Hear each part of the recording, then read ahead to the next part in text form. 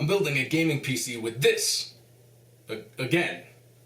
But this time I mean it.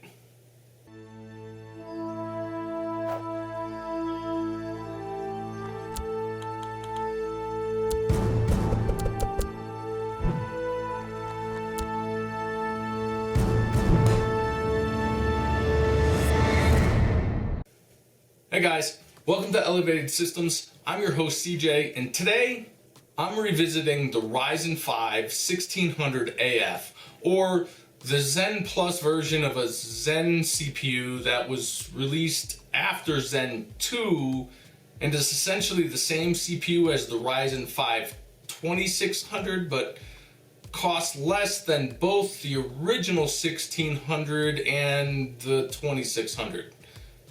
Are you still with me? It's okay, I get confused sometimes too, and I do this for a living. The bottom line is, this is a really great chip made better by its $85 price point. Now, this is the second time I've built a system featuring this CPU. However, in the first build, I was attempting to build a system that closely resembled another build featuring an Intel i3-9100F, so I could do as close to an apples to apples comparison of both those systems as possible. If you're interested in those videos, you can check them out here. But as many of you pointed out, I may have nerfed the processor's performance by limiting it with the motherboard and memory I used in the build. So today I'm going to rectify that and build a system that I would actually build around this CPU if I was really building a gaming PC. Which I am, because, well, I am. I just got too biblical. Where was I? Never mind. Let's just build. So today I think instead of showing you all the parts and then doing the whole time-lapsey fast forward build montage, I'll talk about each part as I get to it and tell you a little bit about it and why I selected it. So the motherboard for this is the MSI B450 Tomahawk. Not the Tomahawk Max, because A, thanks to the release of the Tomahawk Max, I was able to pick this one up for only $88, and the only real benefit of the Max version is that it has support for faster memory up to like 4133 megahertz, I believe, which would be great if this was a Zen 2 CPU, but it's a Zen Plus, so the memory sweet spot there is 3200 megahertz, which is well within the capabilities of this board as it supports up to DDR4 3466. Now, I actually fully intended to buy the Max version until I saw this for like $23, $24 cheaper. Now, if you're building a system and fully intend to upgrade to a Ryzen 3000 CPU later, then I would definitely recommend the Max version, or even stepping up to the X470 Gaming Plus Max for its beefier power delivery.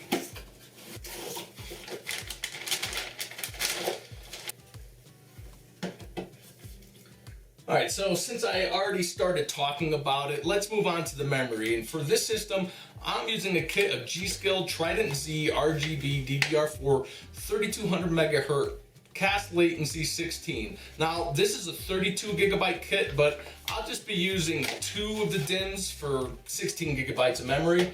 Now, I'm using this memory because even at its 3200 MHz XMP profile, it should perform great in this system, but I've actually been able to overclock the entire 32 gigabyte kit to run stable at 3466 megahertz on an X399 first gen Threadripper system.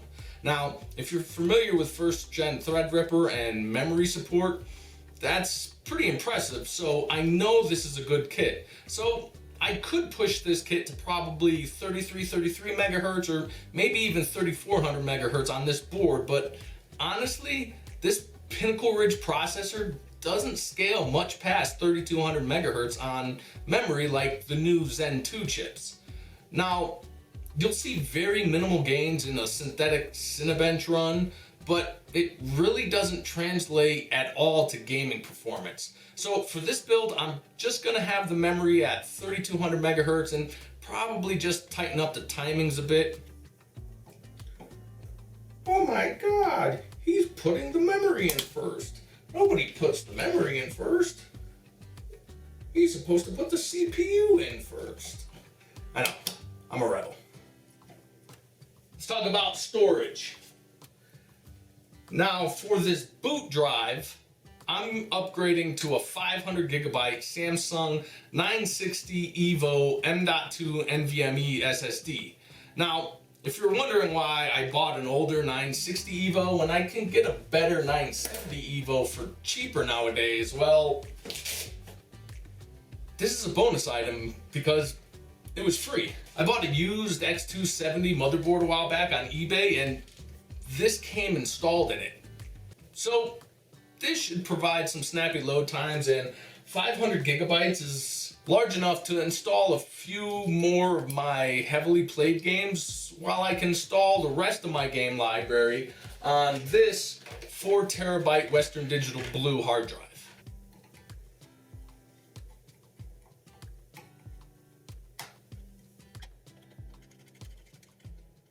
Okay, I guess I'll install the Ryzen 5 1600 AF now so y'all will stop twitching. So again, this is a 6-core, 12-thread CPU with a 3.2 gigahertz base and a 3.6 gigahertz boost clock. However, I'll just be dialing in a max overclock of 4.2 gigahertz, which I've been able to run stably on this chip at 1.4 volts. More recap, this R5 1600 AF version is actually a Pinnacle Ridge processor using AMD Zen Plus 12 nanometer architecture, as opposed to a Summit Ridge processor using the Zen 14 nanometer architecture like the original R5 1600 AE version. This makes it essentially the same CPU as the Ryzen 5 2600, just with slightly lower clocks. However, since both overclock to the same 4.2 gigahertz, at which point performance becomes identical, I just call them the same chip. Oh, but this one is like 50 bucks cheaper at $85.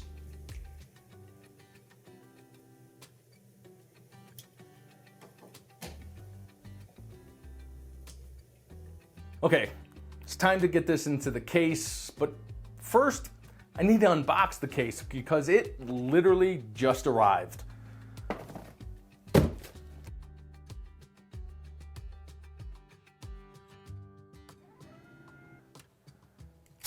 I was actually worried I was gonna have to build in the cheap Sama 3D case again. And when I say cheap, I mean inexpensive. That actually was a surprisingly solid case for under 50 bucks. But this is the Fantex Eclipse P400.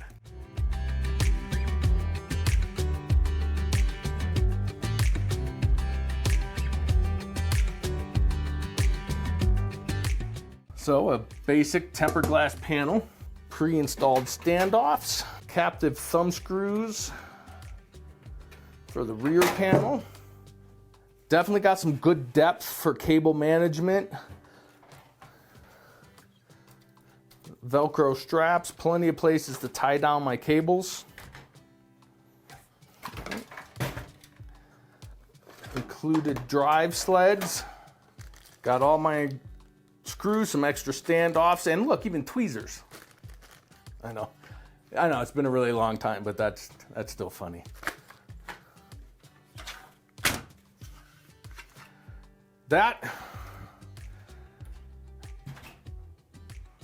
This right here is the first reason that I select this case and I like this case.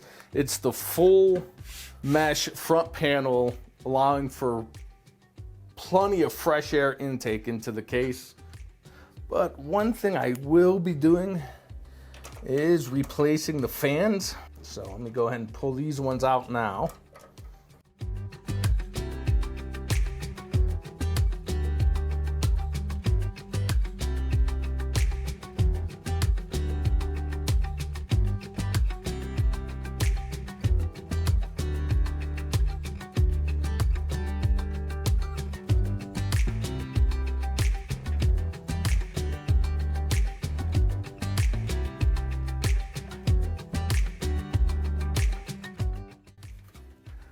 Set this aside and get the power supply unpacked. And I will be using for this build Corsair CX750M. This is a semi-module, 750 watt, 80 plus bronze rated power supply, which will be great for this build and give plenty of headroom for future upgrading.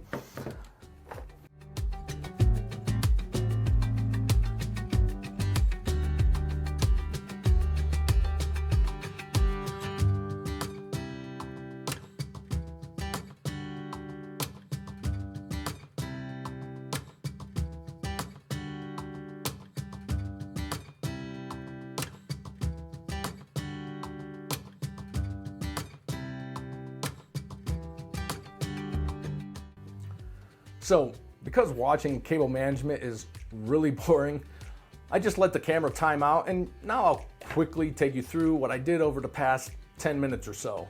I plugged in all the cables and wires that need to be connected to the motherboard. Then I strapped down said cables and shoved all the excess into the basement because, well, that's what basements are for, right? Storing crap. I also installed my 2 Thermaltake fan hubs to control the fans I'll be installing in the case. Now, these controllers are software controlled and don't have the best PWM control.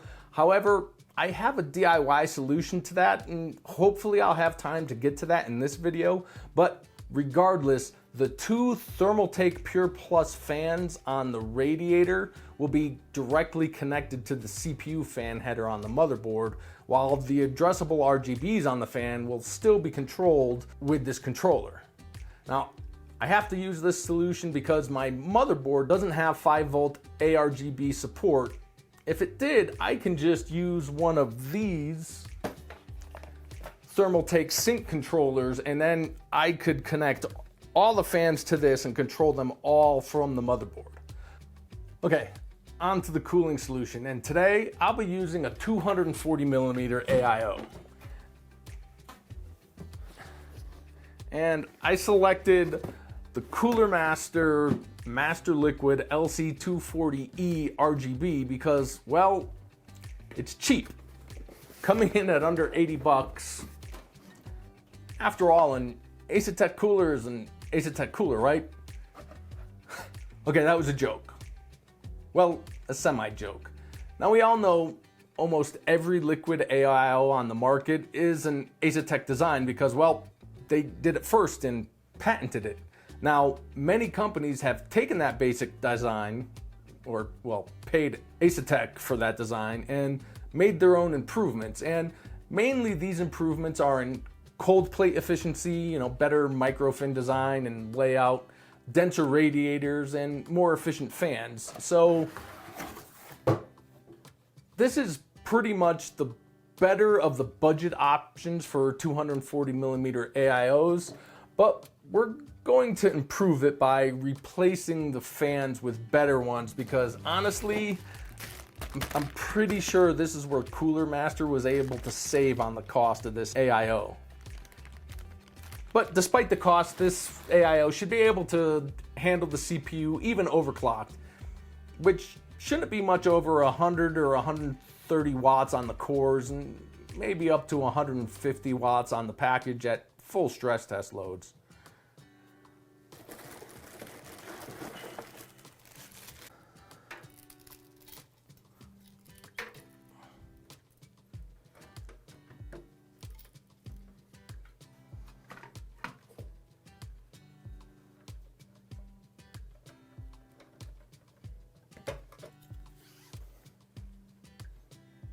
The other thing I like about this cooler is its mounting system for the AM4 socket. It literally just uses the standard mounting brackets that come on every AM4 socketed motherboard, which make it very easy to take on and off when you need to.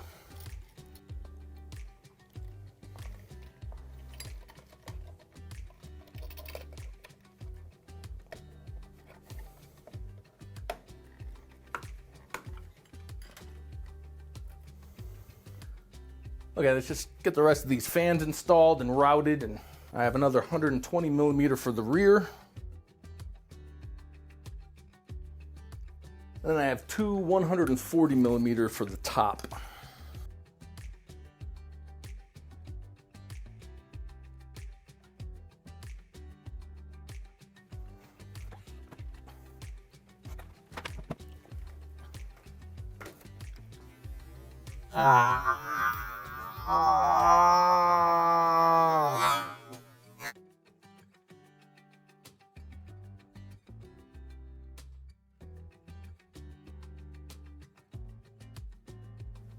Okay, that's all in a semi-neat state.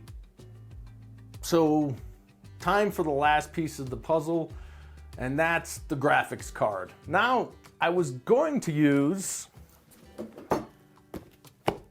this RX 5700 just like I did the last time, but when I was bench testing the system, I, for the first time, ran into some of the notorious AMD driver issues. I was getting flickering and solid black screens and even a couple crashes on Ghost Recon Breakpoint, I think it was. Even after a complete driver wipe in safe mode and a clean reinstall, I still had some issues. So I'm not using this one this time. I'm gonna give the system a bit of an upgrade with this Asus Strix GTX 1080. Now, if anyone watching right now thinks this is an obsolete card, well, you're wrong. In fact, this card performs right in line with the RX 5700 XT and the RTX 2070. I'd put it right between the two of those cards, and I think it should be performed just ahead of the RX 5700 in this system. And, oh, it was free. Well, kinda. I told the story how I got this card in an earlier video I did, but generally you can find really good GTX 1080s on the used market for under $300. I initially paid $295 for this one, well, then I got a refund, then I got the card back, then I sent it to Asus, who sent me a brand new card. It's a good story, you should check it out or watch me install this card and finish up this build.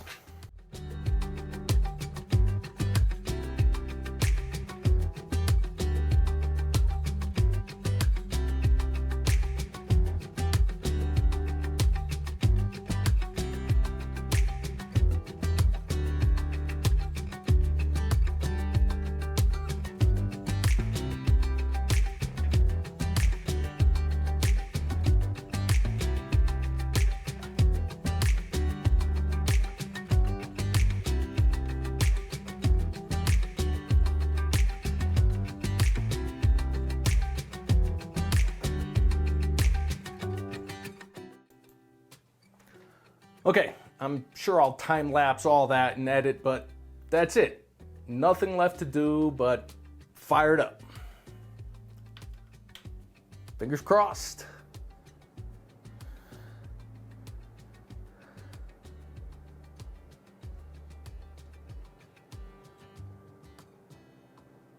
And there we go. Okay, you know, I've never had a system I've assembled not post since like the late 90s, but I still get anxious every time I hit the power button for the first time. But now comes the not so fun part of getting everything installed and running and all my benchmarks, which for me will take some time, but for you, it'll just be a fade to black and back. See, that was fast. For you, not for me. A few quick notes before I put up the benchmark charts. First, because I was running behind on this project due to the case arriving a bit late and the driver issues with the RX 5700 I planned on using, I had to make up some time, so to avoid having to install everything on this Samsung SSD, I just popped in my Sabrent M.2 drive that already has Windows and all the games on it. That drive is a bit slower, but that will only affect load times and has no effect on gaming benchmarks. One issue I did run into was I couldn't overclock the memory at all. I mean, it runs fine at its 3200 megahertz CL16 XMP profile, but anytime I tried to push it any farther, the system would double post and reset it right back to its default settings. However, I could OC it if I didn't OC the CPU. so I could only do one or the other. I think this is probably a power delivery issue, as the overclocked CPU runs at 1.4 volts and the memory can pull about 1.45 volts when OC'd. This might be a bit much for the motherboard, but honestly, like I said before, bumping the frequency up on the memory by 200 megahertz isn't going to give you any gains in gaming on this system. On a build note, because of the front panel I/O cables, I couldn't install the 240mm radiator all the way at the top of the bracket, which meant my bottom fan was too low and didn't allow the front panel to fully clip into place. So I moved the fans and mounted them on the back of the bracket, which worked fine, and there's still enough room to install 2 more fans on the back of the radiator for push-pull setup. But that really isn't necessary in this system. Temps were fine. The CPU maxed at 65C, and coincidentally that was also the max temp I saw on the GPU, which makes sense because, like I said, the number one reason I picked this case is the great airflow. I did all the testing with the panels and filters in place. At full simultaneous CPU and GPU torture testing, the system pulled up to 445 watts from the wall. That fell to about 330 watts during gaming, and it runs around 125 watts at idle. Also, to save some time, I skipped the whole sexy B-roll montage of the system. So, here it is.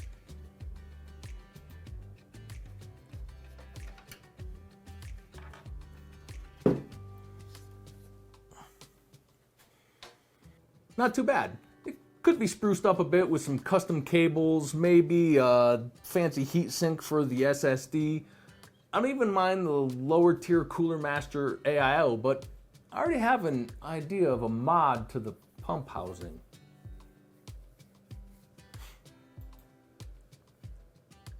Also, I didn't have time to mod the fans for direct PWM control. However, I think hacking proprietary fan connectors may be worthy of its own video. More to come, but right now to come is the benchmarks. For a reference point, I'll put up the benchmarks for the last build I did featuring the 1600 AF, which I'm referring to as the RX 5700 build. However, really the only thing that's the same in the two builds is the CPU.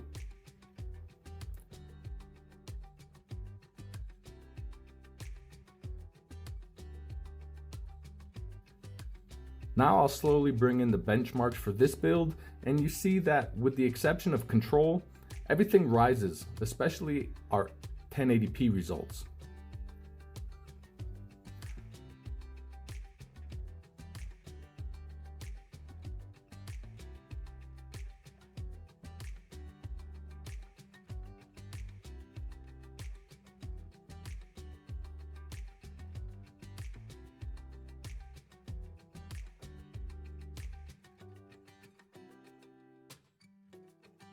Now looking at an average of all games tested, we see a 14% improvement of average FPS at 1080p and 12% gains at 1440p. However, more significant results are the 32% and 25% improvement to 1% lows at 1080p and 1440p respectively. This could be due to the CPU having better memory throughput on the Tomahawk motherboard, the GPU having better PCI bandwidth, or it could just be better driver optimization on the NVIDIA card. Hard to know from the limited testing I did, but it definitely results in a better gameplay experience. So there you go. I didn't gimp the Ryzen 5 1600 AF with the memory and motherboard in the last build. I gimped it with the graphics card. But I did honestly intend to do the comparison with the same RX 5700, and maybe I'll revisit that when AMD fixes their driver problems. In the meantime, if you're looking for this level of performance, the GTX 1080 is a great choice to pair with the 1600 AF, and an outstanding deal if you can grab it at around $300. If you're not comfortable with the used marketplace, you can get the same, probably slightly better performance from an RTX 2070 at the $420 to $450 price range. Overall, this system comes in right at about $1,100 US, which is not bad considering the performance. The only changes I would recommend is definitely spending the extra $25 for the Tomahawk Max motherboard, if you plan on upgrading down the line especially. You could also save like $120 by just going with the fans that came with the AIO and the case. Then you'd have that $120 difference you need to get the RTX 2070. The parts list I end up putting in the video description will probably reflect these recommendations, especially since I can't really predict used component pricing. But that's it. Let me know what you think of this build in the comments below. Like it, love it, hate it. Be sure to hit that subscribe button and maybe check out some of my other videos. Hope to see you in the next one. Until then, have a great week.